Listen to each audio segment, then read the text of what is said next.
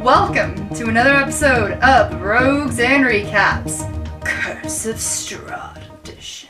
Hi Strahd, how's it going, buddy?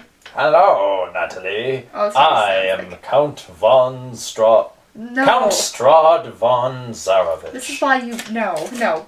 Put it down. What? We are going to take another stab at summarizing, recapping, if you will, the Curse of Strahd campaign that I have been running. I'm actually going to preface this entire episode with this one thing before the Curse of Strahd fans get at me, because I know they're going to. I know it's pronounced Valaki. I call it Valakai. And now you know where we've been for the last few sessions. We've been in Valakai. We call it Valakai. I apologize. Get over it. We can pronounce it however we want. It's really just stuck. I also made a poem. It's called a Surak. I'll share the poem later. You'll see why. Anyways. Surak. Strahd. Valakai. Hi. Part of the prophecy that was given to our players by Madame Eva noted that there was an ally in the town of Valakai. It rhymes. See, that's how you know it's pronounced Valakai. It's not even the reason why, but that's okay. So they knew they had to find the Baron's son and got given the phrase, all is not well. Because in Valakai, all is well. All the time. It's creepy. They've been exploring Valakai. They've met with the Baron. They are interrogating currently Lady Fiona Watcher. Groovy. And it's just weird. So I've had a few favorite moments so far in Valakai. It's been one of my favorite cities to kind of have these players in. It's a lot more upbeat than Barovia. The people are a little more jovial, kind of, but mostly because it's forced on them. And there's festivals all the time. So I've had a couple of NPCs that have been a lot of fun lately. One of which was one that doesn't exist in the book or in any source material, really just came out of my head. Her name is Alana. She's a young jeweler who is in the marketplace, and she had her heart broken by one of our fellow compatriots. Yeah, Would you like to share? We need to explain something. One of our players in Curse of Strahd is a bard, and his subclass is charlatan. And his background is charlatan. He's a bard with the background of charlatan, and his name is Charlie Tan. And yeah. Charlie Tan has one goal in mind in coming to Barovia. He wants to corner the markets on everything. He's a snake oil salesman. Anyway, in his quest to be a better snake oil salesman, he realized that he needed to pick up a pair of jeweler's tools to better appraise and the jewels that he had so that he could sell them at a better price. Now, there was only one set of jeweler's tools in the entire town of Valakai, and they were owned by this little girl. She's like 15, 16. So he set his mind to get them from her by any means necessary. Mm-hmm. He came up with a plan with his rogue buddy Ragamuffin, and our poor tiefling warlock kind of reluctantly was going to agree to watch to see how this went down. Nerys was elsewhere. I wasn't even there. Painfully the entire time. So he goes and he goes up to this girl and basically demeans the shit out of her. He's negging. It's really, he is awful. And how I decided to portray her was that she was just so visibly heartbroken over the fact that this jewelry that she works so hard for, because it's what she thinks she needs to do to survive here, and it's her life. It's hurting you to remember, isn't it? A little bit. And so he tries to tell her, no, you really should just take up fighting instead. You're no good at this.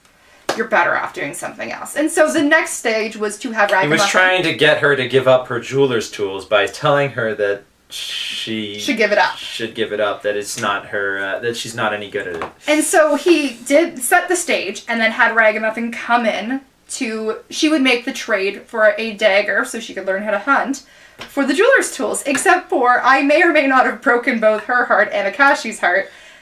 in the Charlie was process. trying to convince this 15-year-old girl to take up hunting in the woods that are infested with wolves with nothing but a dagger.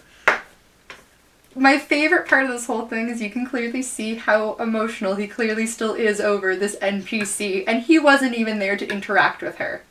Well, yeah. But you watched it go down. Yeah. So, Ragamuffin... But the thing is, this NPC wasn't even someone in the book. No. This was someone you ended up having to come up with on the spot because Charlie Tan said he wanted to find a set of jeweler's tools, and you needed to come up with where they could possibly exist in Valakai. And since Valakai's economy is shite, To say the least. Everything is 4 times expensive. The idea that they would even have jeweler's tools available for sale in the market was preposterous. Mm-hmm. So, you came up with this NPC as this little girl, and The long and the short is they didn't get the tools in the end. In actuality, Ragamuffin and Akashi both got jewelry off her and wanted to encourage her to keep pursuing her life passion. Much to Charlie's dismay. He could have just asked her to appraise the jewels that he had instead of trying to get her kit. But anyway, what a guy. That's Charlie Tan for you. So improvising, even while working with source material, is a lot of fun and a great way to really get your characters attached to NPCs. If somebody's looking for something like a jeweler's kit, you could just gloss over it, like say, sure, it costs 25 gold. You I spend could it have and you done got... that. It's so much more fun to create the interaction, though, between people. He gave you an opportunity, in saying that he wanted to spend time looking for a jeweler's kit, he gave you an opportunity to make the task of getting the jeweler's kit difficult. And some DMs might say that's a mundane scene to play out, but it ended up being a scene, probably the most memorable scene from that entire session. Oh, yeah. I think so. Speaking of other memorable scenes... and other memorable NPCs. So one of the ones that is in the book is a henchman that works for the Baron, Izek. I believe that's how I pronounce it. I don't know. Mr. I Suck? No, Izek. I Suck? This is already a great example of how that's been going. We don't like him. He doesn't like him. I really don't like him. So he came off as a very level... he's got about a 6 intelligence score. Uses small words, but very much big, beefy, brawny, wants to beat up everything, and was very much out to protect the Baron, and that's always been his goal. He may have rubbed these guys the wrong way when they first entered town, which led to you, both you as a player and you as your character, creating some great fan art. Oh yeah! So, everybody in Valakai hates Strahd, right? And they want nothing to do with Strahd. And if they even suspect that you are in league with Strahd, you end up in the stockade. So, not being a huge fan of Mr. Isak, not being a huge fan of this guy, I decided the best way to get rid of him was to spread some propaganda around town. So I made these pamphlets. I don't know if you could see them there. Well, we'll make sure you can. Well, I don't know if that's something I can fix in post, but we'll make sure you can. Anyway, what we're looking at here is fat Mr. Isak. He's also stinky. There's stink lines, and he's giving kisses to fancy-looking Strahd. You can tell it's fancy-looking Strahd because it says Strahd up here, and because he's wearing a tie. And so, I made these pamphlets of the two of them smooching and being very clearly in love. And then post them across town to ruin this guy's reputation. Now... And then at some point later on, after Charlie Tan ruined this 15-year-old girl's hopes and dreams, I added Charlie Tan in to the threesome as well.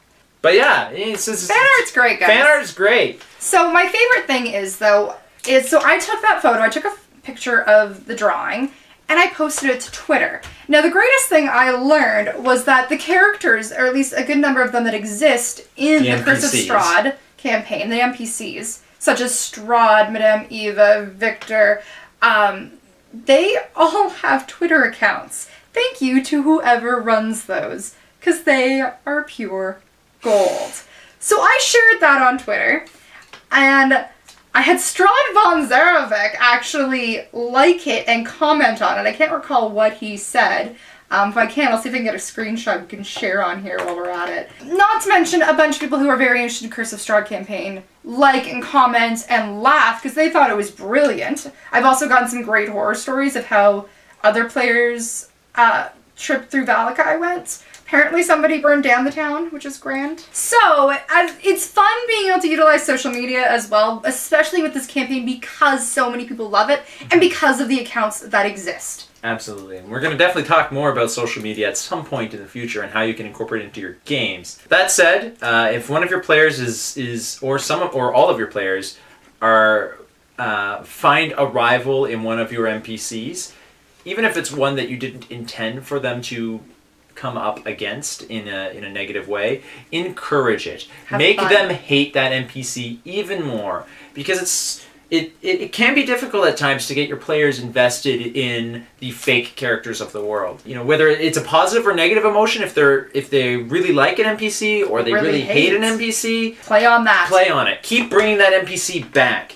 Keep finding reasons for them to interact with that NPC. Let that flourish because there's something in that NPC that you're doing right. You may not even know what it is as a DM. You may not be aware because there's an ethereal magic that happens when the rubber hits the road in role playing. Whatever it is, just keep bringing that back. Roll with the punches, and if you find your players are either love or love to hate one of your NPCs, make that NPC important. So this has been another episode of Rogues and Recaps. I hope you guys are enjoying the series. We certainly are enjoying making it. We're having a lot of fun with it. If you like what you've been watching, please like, comment, and subscribe.